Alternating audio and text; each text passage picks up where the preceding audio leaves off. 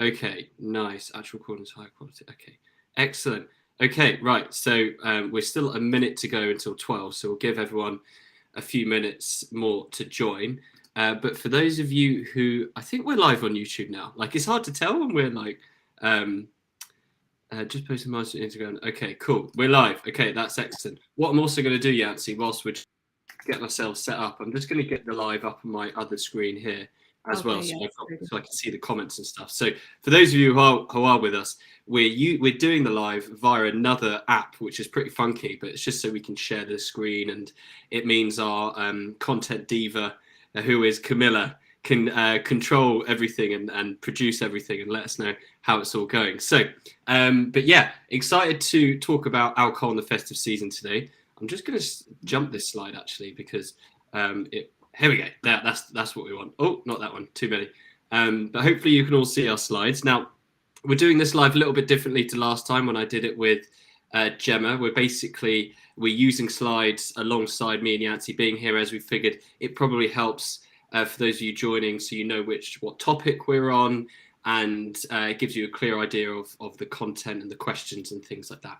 So, okay, Yancy, whilst I just get up the YouTube on my other screen so I can see the questions, would you like to just give us a bit of an intro into, because you did an amazing webinar this month, about 2 or 3 weeks ago, about the festive season, mainly around meal planning and food, but you did touch on alcohol. So what is it about alcohol in the festive season that you think, from your perspective as a nutritionist and a health coach, that people seem to really struggle with? I know we'll be getting into the questions, but just like, I guess, a bit of a context setter for everyone. Why is it we're doing this kind of Q&A today? And what is it about this that provides such a barrier for some people?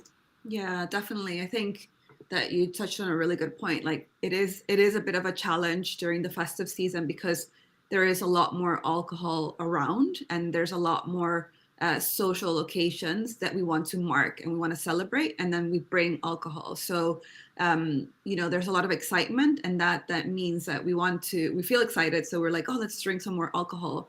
But I think the challenge when it comes to alcohol, firstly, obviously, there's like a cultural thing. So depending on where you live, you're going to be influenced by the culture. And like we're based in the UK, so it's quite a culture, I would say, that is based around drinking, and that's how you mark social occasions. So I think that definitely has an influence. But I think that another thing that people really struggle with, and can be really difficult because of that, is the peer pressure. It's just very difficult to say no because you feel like you're not going to be part of the group if you say no. So that could be really, really difficult. But I have some tips that I'll share to Yeah, help people navigate that. that's great. Yeah, because we've got a whole question on the peer pressure element, and yeah, we'll definitely get into that. But I saw a great comment or a great post. I think it was on LinkedIn, actually from our former head of people, Carl. He's got this new podcast up about sobriety. Is it sobriety? Is that the right word? I think Right so. word? Yeah. Yeah. Yeah, about basically not drinking, and it was just really interesting. It was about like normalizing not drinking, because you're so right. Like it's just, particularly in the English culture, Yeah. it's just so normal to drink and drink to excess that if someone doesn't drink or only has a couple, they're kind of seen as outsiders and a bit strange, and that's like, it's that's strange, just that being strange, right? It just doesn't make sense. Yeah. But we'll Yeah. be getting into that today. So Yeah, and something I just wanted to add with that is that, if we think about it, like, for example, if you're vegan or vegetarian, obviously those are because of ethical reasons. If you meet somebody that's vegan or vegetarian and you don't know that they are, oh, I think you've left, Robbie.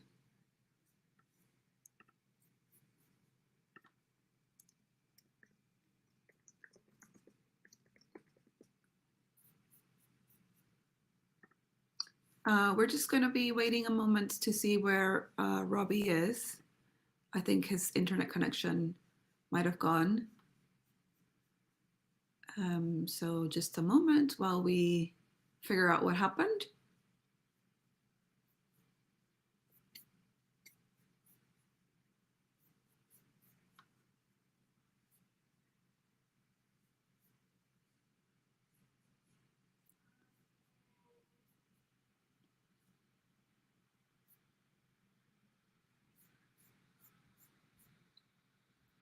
So I'm just connecting with, and we're trying to see what's happening.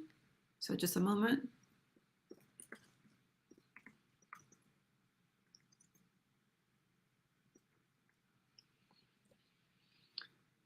So he's reloading. So here he is. Yeah, so that was so weird. On my computer, you'd frozen, and it was like I was sort of talking to myself like, I don't know if I'm back. Is Yancy there? Sorry, everyone. Okay. Bit of a technical glitch. I'm not sure if it's like my internet struggling with all the different elements of streaming. But let me just get back our slides.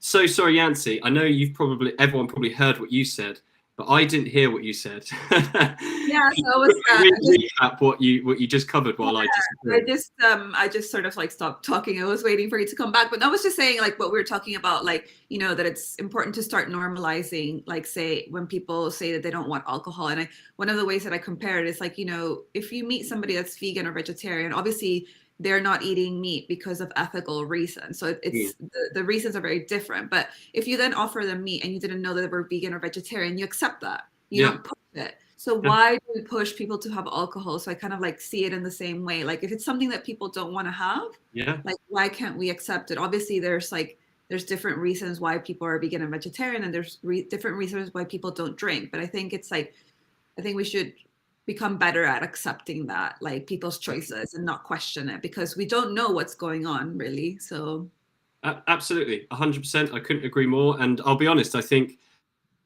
probably got this because of my cultural upbringing in the UK.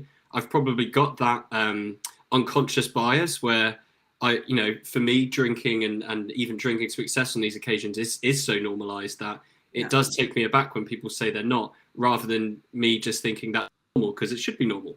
But I've just got this embedded, cultural bias, unconscious bias that I definitely need to kind of work on.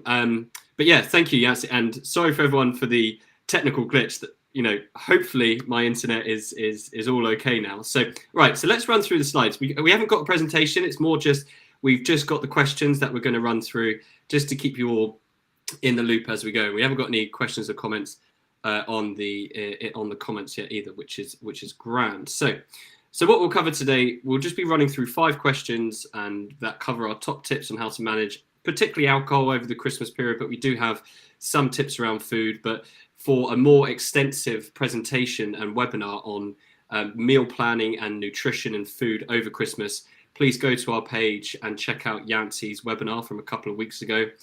Meal planning for the Christmas season, really, really good. And we'll be talking about other habits around exercise as well.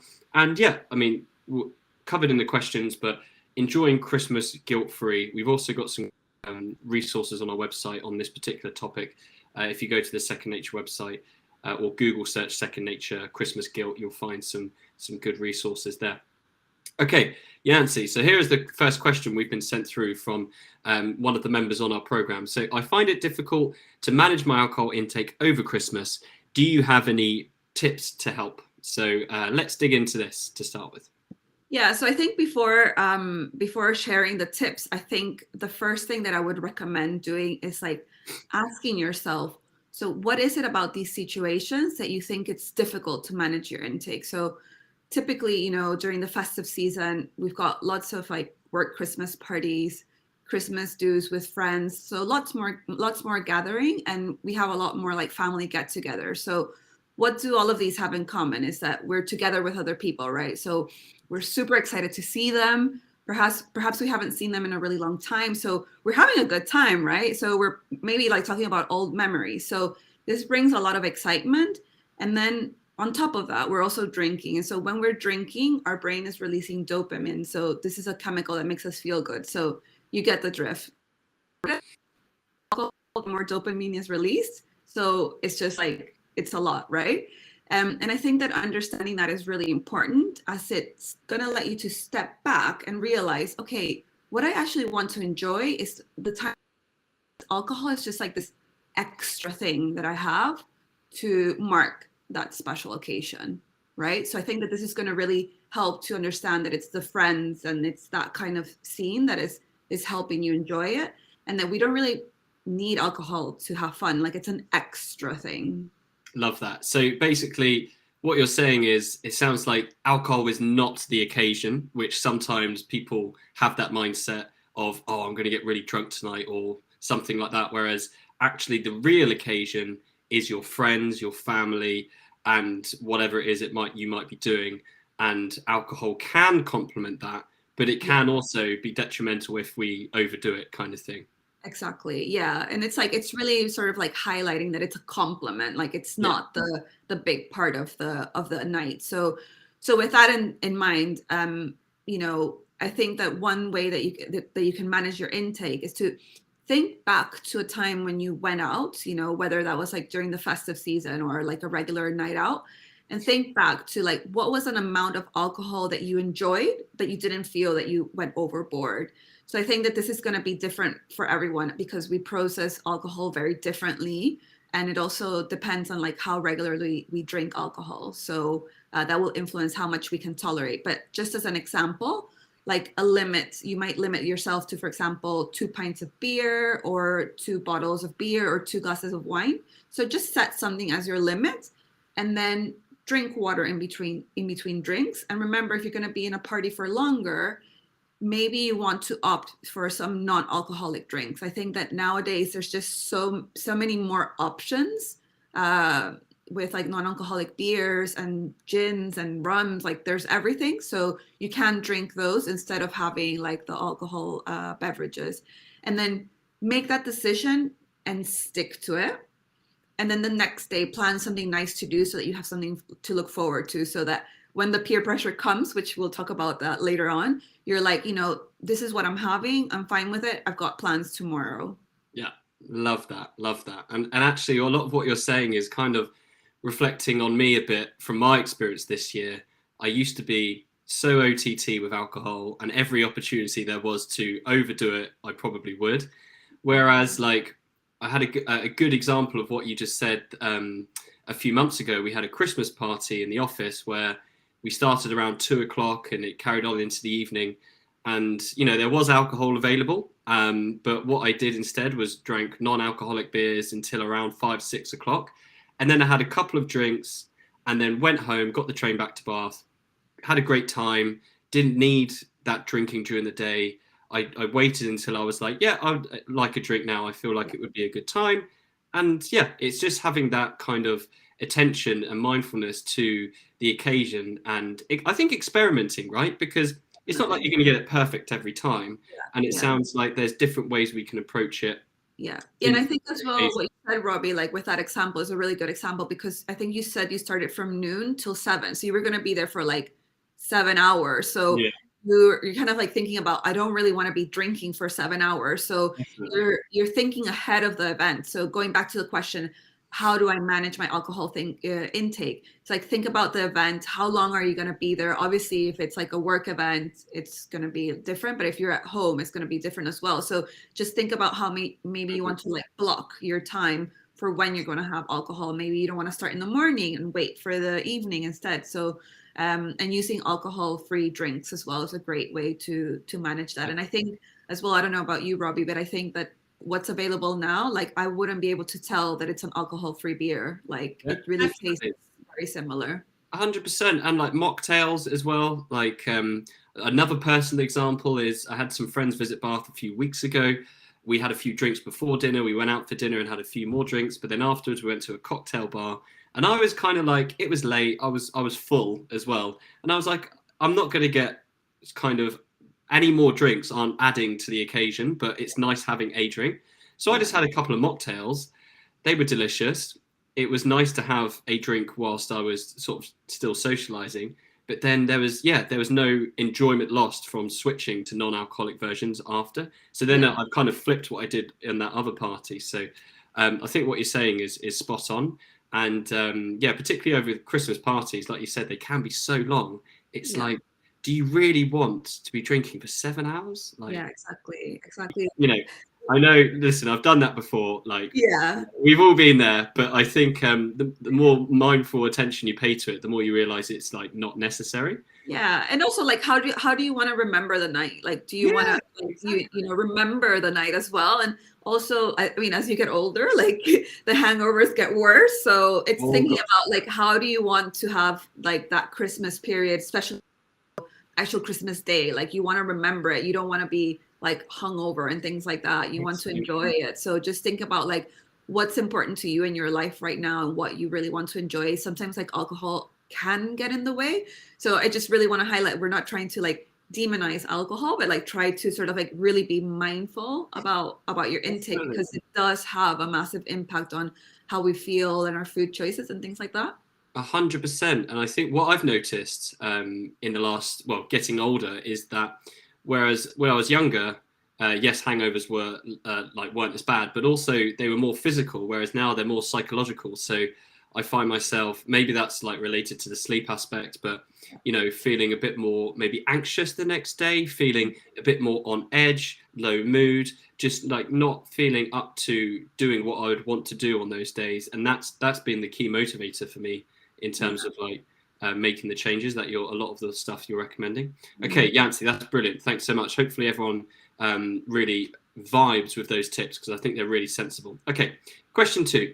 So this is going flipping back to your webinar at the start of the month. Again, for anyone who's really keen on this question, we're of course going to talk about it now, but Yancy's got a full 30-minute presentation analysing this in great depth. But I suppose, Yancy, with that in mind, what are your kind of key takeaways from that webinar that you can really highlight to people that might be watching or watch this later on?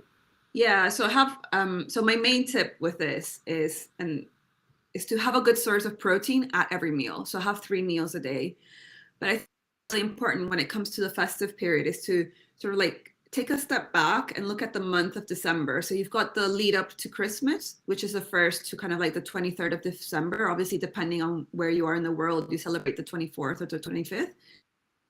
To Christmas, you want to make sure that you're planning your meals. So if you go back to that webinar, plan your meals, have 3 meals a day, and factor in foods that you enjoy.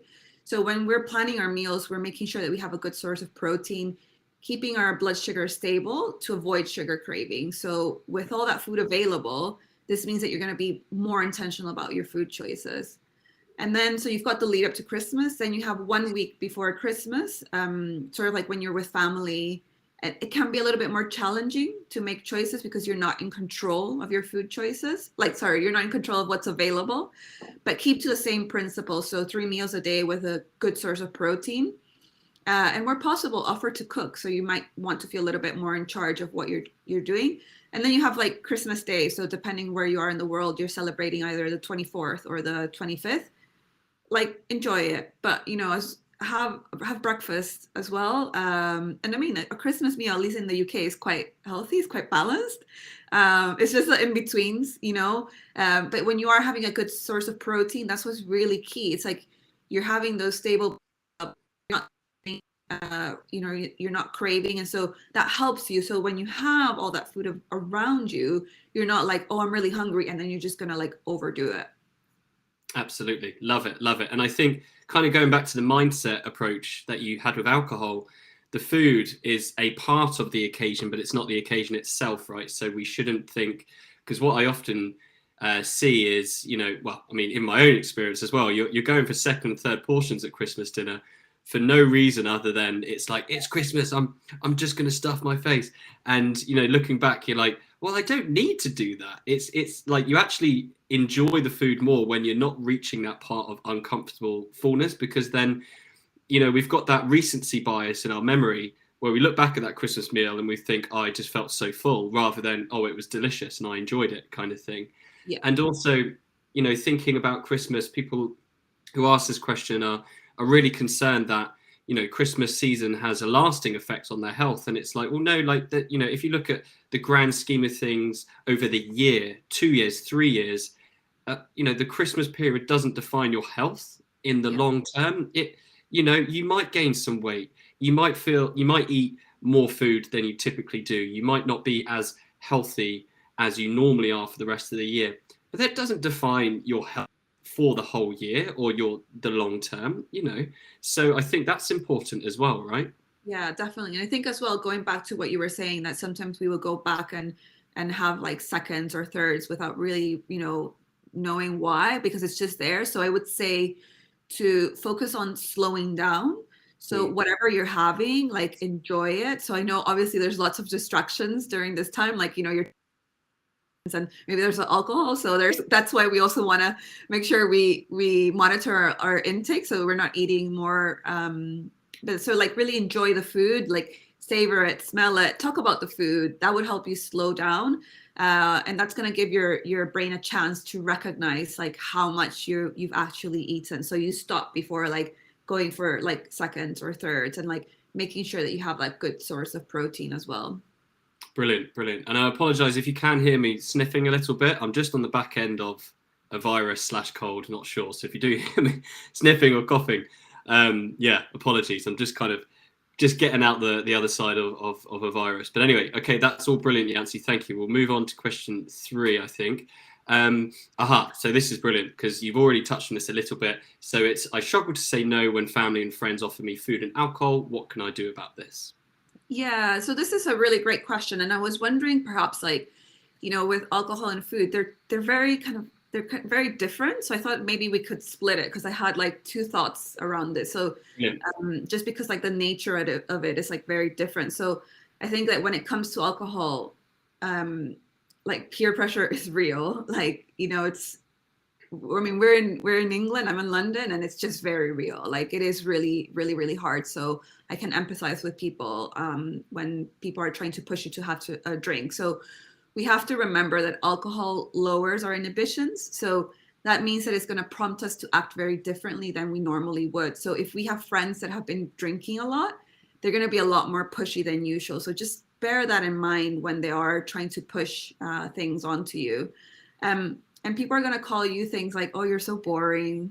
Like, just ignore it. Because like what I said before, it lowers their inhibitions. This has nothing to do with you. Like, you know yourself, you're a cool person, you know, like just completely ignore it. I know that it can be hard when you listen to those comments and you're like, you know, you're like, oh, I want to be a part of a group. So like, I'm going to say yes, but focus on what you really want. So I think that if somebody's really pushing you to have alcohol, I would say there's 3 steps. So thanks for the offer, state your need, and change the subject. And the reason that I say to change the subject is that this is going to help you kind of like make sure that they don't keep pushing you to have alcohol. So an example of what that might look like is you might say today, hey, thanks for the offer. I'm taking a break from alcohol. It doesn't agree with me anymore.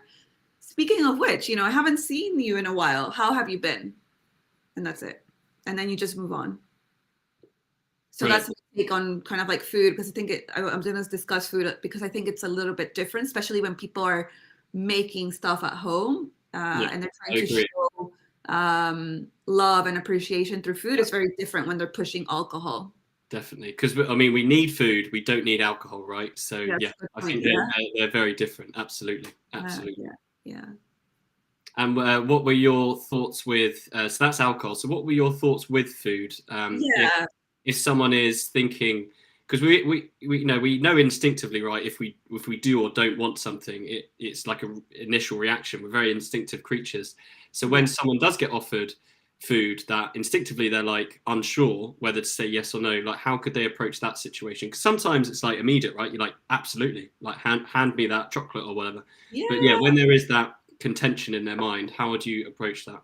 Yeah, I think that you just like really nailed it. It's like really focus on what you want. Like if you really want it, then have it. Like, you know, if you're experiencing feelings of guilt, which we'll cover in just a bit, that's very different. But if you really, really want it, like have it. But so when I was thinking about food and kind of like the food that we get offered, I thought it's very different when somebody's offering you like, you know, a bag of crisps or like prepackaged food. Maybe those are the types of food that if you really don't want it, then I'll say no, thank you, I'm full. But if it's something that's like homemade, you know, and the person just spent like 3 days making it, you know, there is this instinct to feel like, oh, I feel guilty because, you know, they've spent all that time making it and I'm saying no. So be really intentional about your choices and maybe have a little bit if you genuinely want it, or maybe say, I'll have some later. Tune in into like how you feel and if you really want it, and then consider what's being offered and what that would mean to that person if you declined. Obviously, like, we don't have to say yes all the time, because, you know, we have to focus on what we want. But sometimes, like, we have to recognize that food is a way of connecting with others. So I think that it's very different if it's like something that is homemade as opposed to something that is like shop bought. So it's just something. I don't know what you think about this, Robbie. Like, if you No, agree. I mean, I completely agree. I just, yeah, it's just, you know, like, it's that choice element. So Yeah. it's like, if you are concerned about health or weight or anything like that, it's a choice. If you're intrinsically motivated to be healthy and you feel like, do you know what, I am full, I don't need more food, then you can make a choice to say, oh, I'm actually really full. But if it, like you said, if there is that connection element and someone's been made Christmas cake or mince pies, or my mum always makes these homemade sausage rolls every year, which are just insane. You know, they love feeding other people and hearing compliments about their cooking. That creates that bond. You can say, oh my God, like, how did you make this? Can you share the recipe? So there's definitely an element of connection. But let's say you are genuinely full and you're like, I cannot have another mince pie. You can say, oh, I'll take it now, but I'm just going to eat it later because I'm absolutely stuffed at the moment. There's, you know, there's elements of flexibility within the choices we can make. And I always say, when we're talking about healthy eating and so-called dieting, it's like, it's choosing your restriction. So rather than being restricted because you feel like you have to, as in, I can't have a mince pie, that's bad. It's, no, I can have this mince pie, but I'm going to choose not to right now because I'm feeling too full. You know, that's very different. It works very differently in our mind compared to the more diety approach of, I'm not allowed this bad food, so to speak. Yeah, and I think it's really important, you know, during this time to really like recognize our hunger and fullness cues. That's going to give us a good indication of when we want to eat things. And I think perhaps, like, if we've been in the habit of, you know, being on diets and things like that, maybe we have lost our ability to listen to these cues because we're always relying on some external factor, like how many calories we have had, or like whether that food is bad, to dictate our choices. So it might mean that we're out of practice to listen, you know, with listening to those cues. So I would say to practice listening to them by using the hunger and fullness scale. So this is a scale of 1 to 10 that helps you to feel, to gauge, sorry, like how hungry and how full you are. So 0 being very hungry and 10 being very full. So in general, you want to sit between like 5 and 7. An indication of when you want to start eating is 3 to 4, and to stop eating is at 7. But remember, this is a guideline. The most important thing is to listen to how you feel, and that remember that you always have a choice. So if you are offered something, like what we were saying before, like if I went to your mom's house, Robbie, and she offered me some of this food and I'm really full, I would be like, thank you so much. I'm really full right now. Maybe could I pack some and I can take them home with me tomorrow? Definitely. But I know that I have a choice. Yeah, exactly. There's always a choice. And, you know, people really appreciate honesty, I think. I think people are often afraid of how people will respond when they try and maybe dodge their offers or anything like that. But rather than trying to dodge anything, it's just being really open, like you were saying before. It's, say, like tomorrow morning, I'm planning a trail run around the Mendips in Somerset. But I've got some Christmas drinks tonight. But so after a couple of drinks, I know I'm going to switch to you know, whatever, soft drinks or non-alcoholic drinks, and I've got that in the back of my mind. It's like, no, I'm good now because I'm going for a run in the morning, so I want to be fresh for that. People will be like, oh, cool. Like, they won't be like, that's weird. They'll say, this person is confident enough that, you know, they know what they want, they're content in their situation. People love confidence. Be confident. Just say to them, this is what I want. When you're really open with your friends and your family, I think they appreciate it for sure. Okay, so moving swiftly on to question 4. And this is great because what I'm going to do at the start of this question, how can I enjoy food now over Christmas without feeling guilty? We've got, number 1, some extra resources beyond what Yancy's about to provide for everyone. So alongside what we're going to cover today, on our website, we've got a Christmas, we've got an article, a guide on avoiding Christmas guilt. So it's got 7 great tips on how to avoid Christmas guilt. If you just search this question with Second Nature in Google, you'll find it. Also, Yancy's full webinar which covers aspects of this on our YouTube. Go to our channel, you'll find it. But yeah, over to you, Yancy. What are your kind of, with all that in mind, like I said, we've got loads of added resources, but you're kind of like, how would you, the top 1 or 2 things you would want to help people with this over the Christmas season?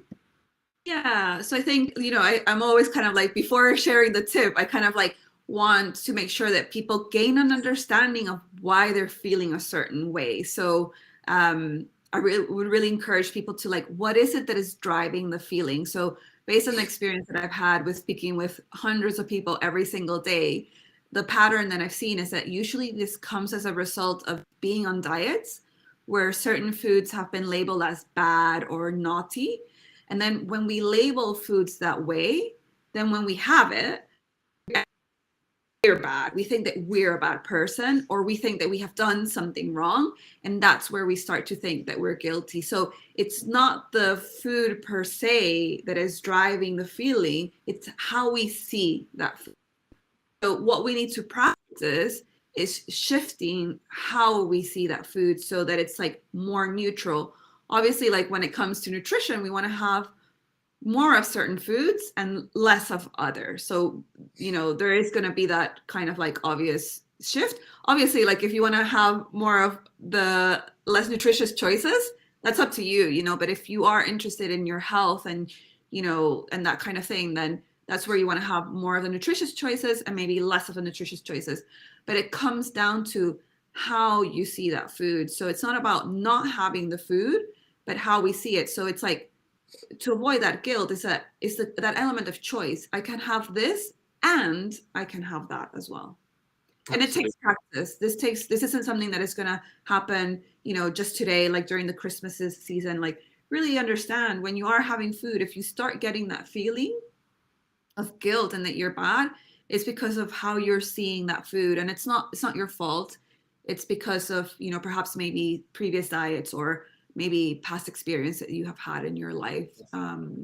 Yeah, so I think that's so important. It's like with all these questions, I think you're right. We always need to step back and reflect on these questions are almost always coming from a place of the individual's current mindset. And before we even say, oh, these are some top tips on how to flip this, we need to readdress, we need to change your mind about how you're approaching this situation. So I think it's so true. And I think the number 1 tip from that we can recommend, I suppose, is trying to strip away any moral attachment to foods, right? It's, you're not bad. Like chocolate isn't bad. Sweets aren't bad. Cake isn't bad. They're food. And if we can view them more objectively and know that we have a choice and we can align our decisions based on our internal values, which, as you said, isn't going to happen overnight.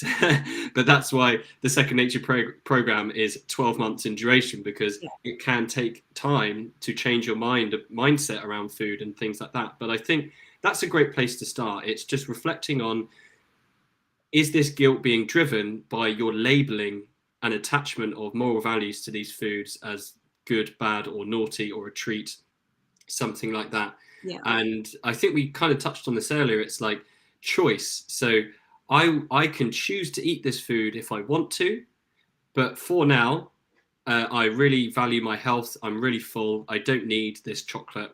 I'm not going to eat it right now. Or, do you know what? I'd love a chocolate. I'm going to eat it and eat it mindfully. That's okay.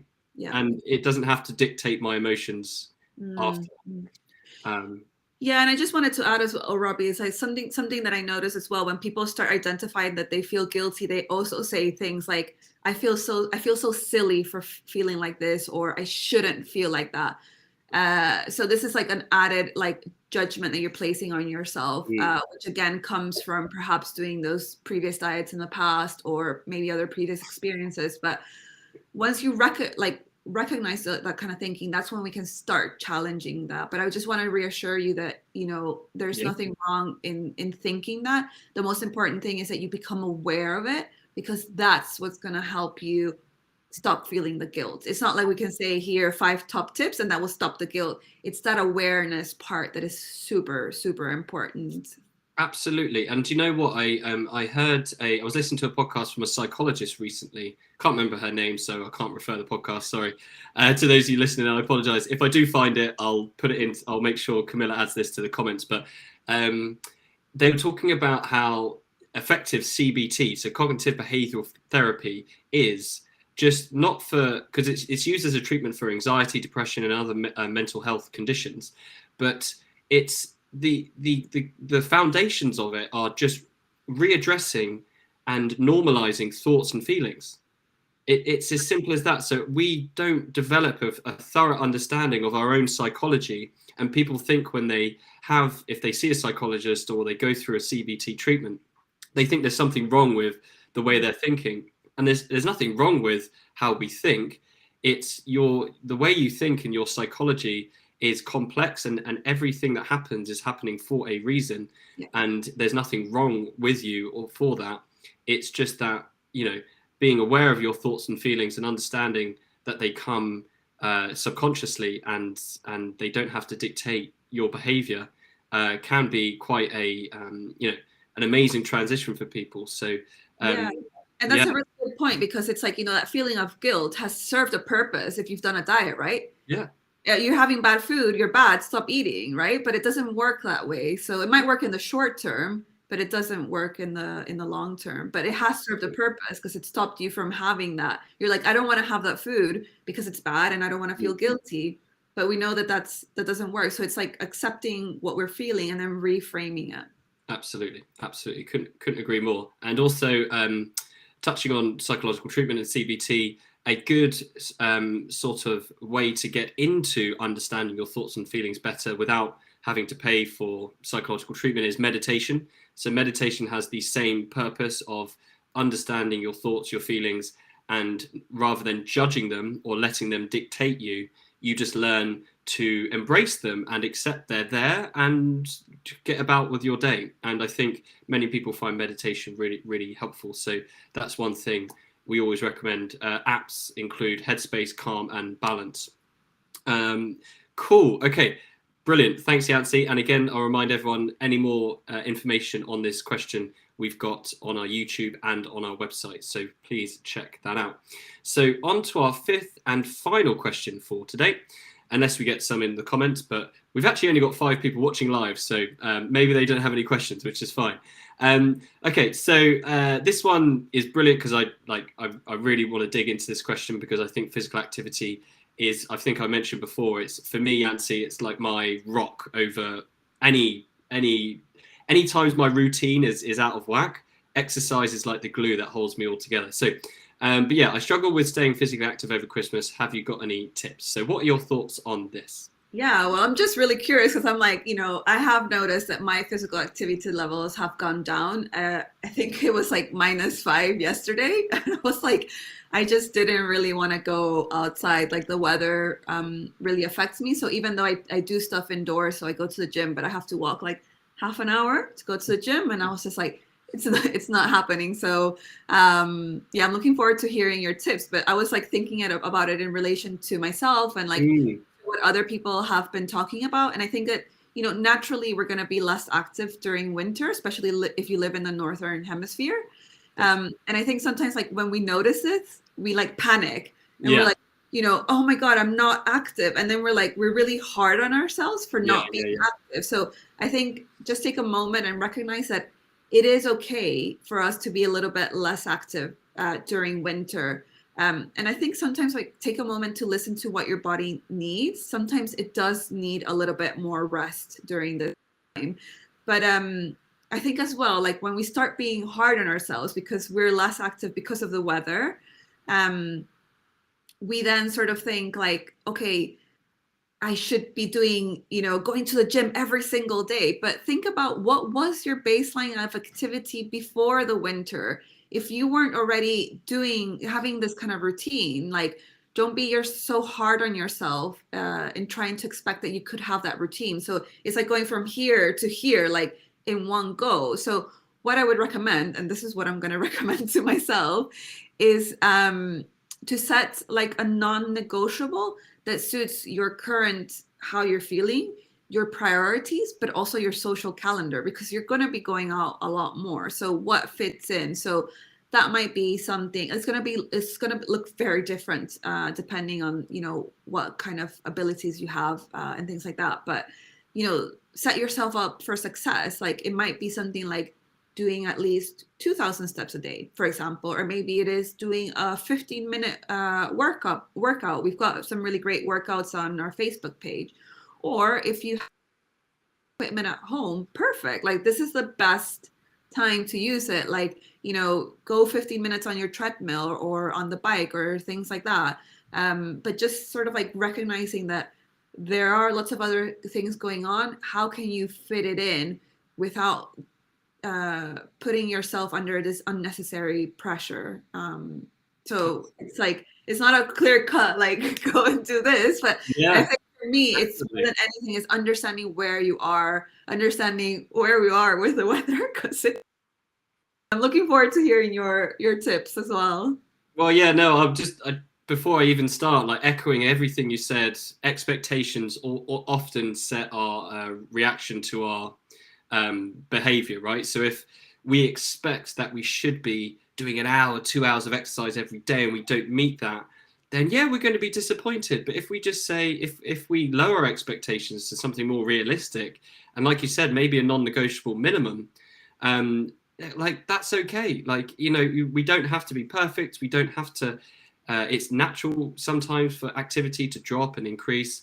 I think BJ Fogg's approach to motivation is really useful here. So if you are feeling lower motivation to go out and exercise or do physical activity over Christmas, you know, make it easier for yourself, for sure. On those days where you're feeling not as motivated, well, what could you do instead? And I think we often use if-then scenarios at Second Nature. So it's like, for your example, Yancy, it's like, okay, if it is -5 degrees outside and I won't be going to the gym, then I'm going to do a 10-minute workout at home, you know, and then planning these in advance. If I don't get out for my run today, then I'll do, again, maybe a workout at home or just a walk. You know, you don't have to, it doesn't always have to be at the peak. So I think the if-then scenarios, lowering expectations, again, before we even give the top tips, right, it's like mindset. Change your mind about how you're approaching these situations and you'll probably find you struggle less, I suppose. But yeah, with physical activity, I mean, so like, I'll just give some examples of things that I do, and then we can touch on, you know, they're still replicating the if-then scenarios. So, for example, I've got a turbo trainer for my bike, which I got secondhand for 50 quid on Facebook Marketplace. Was actually only 25 because me and my girlfriend got it together. And they're like normally like £300-400. So if anyone's into cycling, look on. But you know, doesn't want to cycle in the winter because it's so cold or wet. And, you know, so my if then is if it is extremely cold and icy, because you don't want to cycle on the roads when it's icy, it's dangerous, or wet, you don't want to cycle in the rain. That sucks. It's then I will go on my turbo trainer and do a workout on Zwift. So I've now moved something I really enjoy doing, like cycling. Yes, it's not ideal. I'd love to be doing it outside. But if the weather is, you know, going to stop me from doing it, then I've moved it inside. Obviously, that involves equipment, but hopefully it just gives an example of this is what we can do in those situations.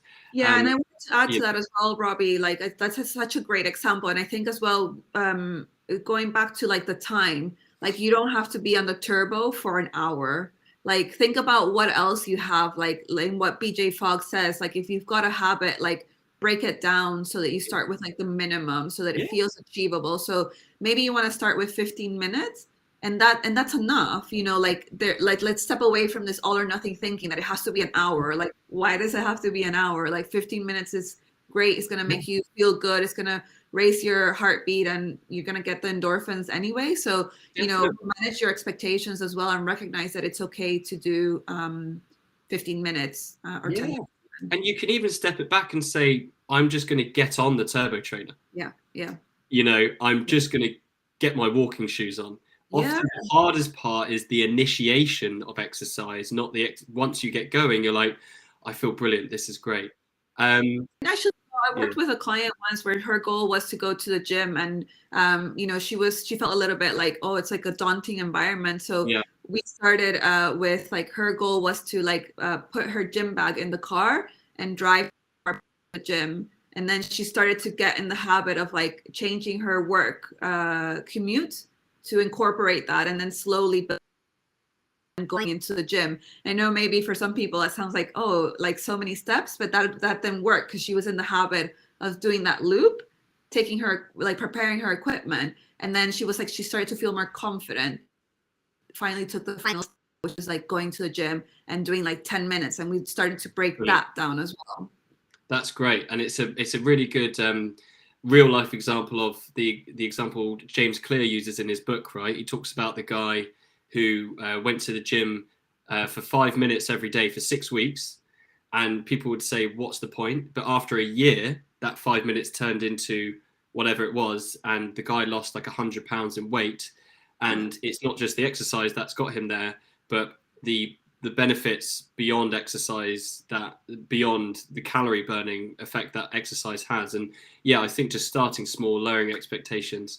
And I think just really to add to that, like sometimes doing those small habits have a knock-on effect on what you're going to do the rest of the day. So just remember, even though you might be thinking, oh, 5 minutes is nothing, like it will have, or having one healthy meal, oh, it's nothing. But the knock-on effect it has on your mindset and like how you feel. It's even like, making your bed, like what knock-on effect does it have on the rest of your day?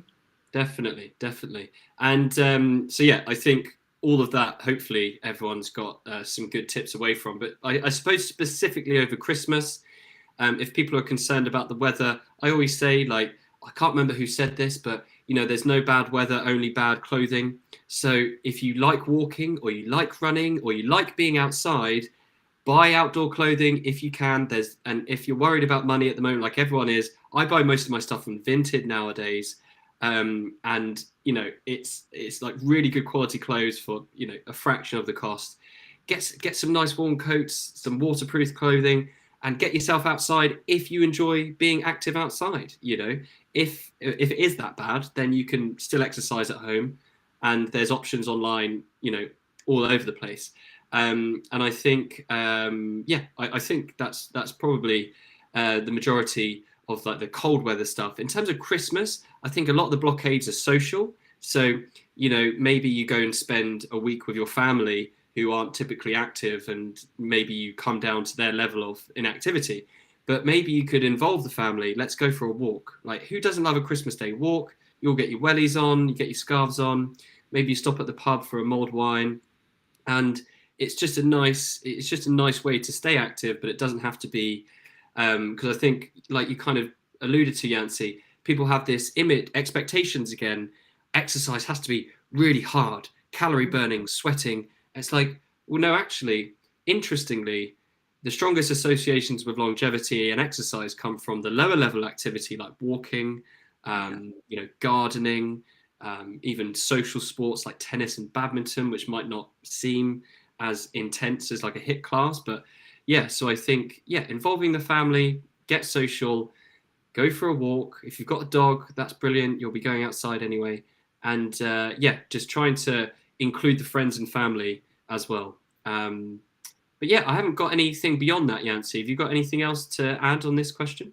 No, I don't, but I just love your tip about the warm clothing. I think I definitely need to get some more nice clothes. Definitely. It's like layers as well, because that makes such a difference when you feel warmer. You're not like, thinking, oh, I need to go back in. So absolutely. Yesterday, it was still like 1 degree at lunchtime, but I got my thin silate gloves, I got a headband, I got a neck scarf, and I went for my run. And I was actually too warm in the end. I had to take my gloves off. But, it's better to be too warm than too cold. So, just like wrap up. And that's the thing. It's like, it's really getting in tune with your values. So for me, being active and being outside is a really important part of who I am and what brings me joy. So I make sure it's like, if the weather is bad, then I will make sure I'm wrapped up and ready so I can still go out and enjoy the things I do. So I think it's just, really aligning the behaviors to what, brings you joy. Like, I can't think of anyone who says, I don't like being outside and in nature. Like, I've never heard anyone say that. So just go out and enjoy it. Yeah. And often I think bad weather can, it creates a story if, and it's resilient building as well. Cool. All right. Nice one. I think we've covered quite a lot of tips. Right, Yancy, we've got 10 minutes left and we've got no questions in the comments. So for those of you who are watching live or watching the recording, thanks so much for being with us today. We are going to, I just realized as well, I'm not sure, Yancy, if we did proper introductions at the start. I don't know. I think we just kind of jumped into it. Missed that, right? We just kind of missed that out, but hopefully people are used to us by now anyway. But so me and Yancy are both registered nutritionists. Anyway, sorry, we kind of like jumped ship. We were just so excited about delivering today's Q&A. But we're both registered nutritionists at a company called Second Nature. And for those of you who are still with us, we just want to run through quickly what Second Nature is if you're not on the program or you're not familiar with who we are. But basically, Second Nature is a lifestyle change program, embedded in nutrition and psychology to help change people's minds about losing weight. So we are a weight loss program by trade, I suppose you'd call it, but we want to do weight loss differently. We want it to be sustainable and enjoyable. We don't want it to be restrictive and detrimental to your mental health, which we feel a lot of the fad diets out there are at the moment. So we want to make losing weight feel second nature effectively. So who are we? Well, so like I said, we're a behavior change program, but we're delivered completely via an app.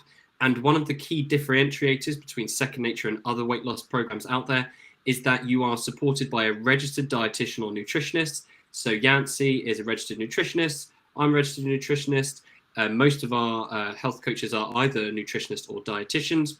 So you're supported by an expert, not a former member of the program or not someone who's been trained in coaching in-house. We are university accredited professionals, and we are trained in behavioral science, psychology, and of course, nutrition science. So we're there 5 days a week in the app to support you as you go through a weight loss journey. Or if you're someone who isn't looking for weight loss, Second Nature could still be for you. If you're just looking to get healthy, that's fantastic. You would just set that goal when you join, tell your health coach, and they'd work with you one-to-one to help you achieve better health with or without weight loss. And why do we exist? So just to let you know as well, this is a real person, not not a stock image. One of the individuals who came through the Second Nature program. So we exist to change minds about losing weight. I've used that phrase a lot in this Q&A, and that is what we're trying to do. We're trying to change people's minds about how they approach weight loss. Our app uses behavioral science to retrain your mind to make healthy choices automatically, so these stick in the long run. And like I've said before, we pair you with a registered nutritionist who gives you one-to-one advice and supports you to build new healthy habits. And again, we want to make losing weight feel easier, to make it feel second nature. We want your lifestyle to inherently promote weight loss, as opposed to it being the only thing you obsess about. And, like we feel in the diet industry, cutting corners, severe calorie restriction, calorie counting. We don't do any of that. So we believe that healthy living and achieving a healthy weight can be realistic and sustainable for anyone. You just need the right support. So if you're someone who's been on a yo-yo diet, you've been trying to lose weight for many years, and you've continuously gone through those cycles, weight loss, weight regain, believe us, you haven't failed. It is the diets that have failed you. It is not your fault. It is that you haven't received the right support. The interventions that you've tried in the past haven't worked for you. That's okay. Second Nature could be another alternative. So we're here to offer you that alternative, and there is another way. So a bit of credibility checking. So we have been in the NHS since 2017. We are a partner with the NHS in type 2 diabetes prevention, type 2 diabetes management, weight management. We're on national programs. We're on specific area programs in weight loss, type 2 diabetes remission, etc. We've had over 30,000 people come through the NHS, and we're seeing thousands more each month now as our partnerships develop. So yeah, we've got that strong connection to the NHS for the past 5 years or so. We've got a new exciting project with the health insurer Vitality. Basically, if you're a member of Vitality, you can get a discounted fee referral through to Second Nature, and again, you can just go through the similar programs that we've been talking about with the registered dietitian nutritionist support and the app and things like that. And excitingly, we do have some published data in the British Medical Journal and other peer-reviewed journals showing our weight loss, showing our type 2 diabetes improvements, but we haven't got a randomized controlled trial, which is the gold standard of evidence. So we've now got an ongoing trial with the University of Oxford. We're going to get some data through in the next year or so. So that's Second Nature. We just want to thank you all for coming. And I don't know if I've got any other slides, actually. Oh, yeah, no, final one is just Merry Christmas for the whole Second Nature team. This is almost everyone. I'm sure there was a few people that were sick or unable to make our Christmas get-together a few weeks ago. But yeah, Merry Christmas from all of us. And this is our final Q&A in live until the new year. But we will be back. We've got a webinar planned. We'll be doing more lives. So please subscribe to our YouTube channel and keep up to date with all of our social channels. We will be continuing to post more information and things like that. Comment, brilliant, thank you. Need to go back to work, but lots of useful tips. That's brilliant. Okay. So nice that they joined during work. Thank you so much. Yeah, really appreciate it. Thank you.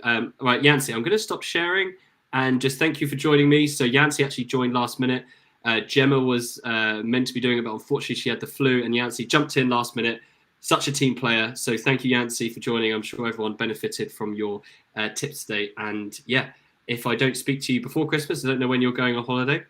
I'm not. So I'm going to be working all through Christmas and New Year. Right. So brilliant. Me too, apart from the bank holiday. Yeah, I'm sure I'll see you on Slack. But anyway, all right, thank you all for joining. I hope you enjoyed it and have a great Christmas, New Year. We will see you back in January for more lives and webinars. Okay.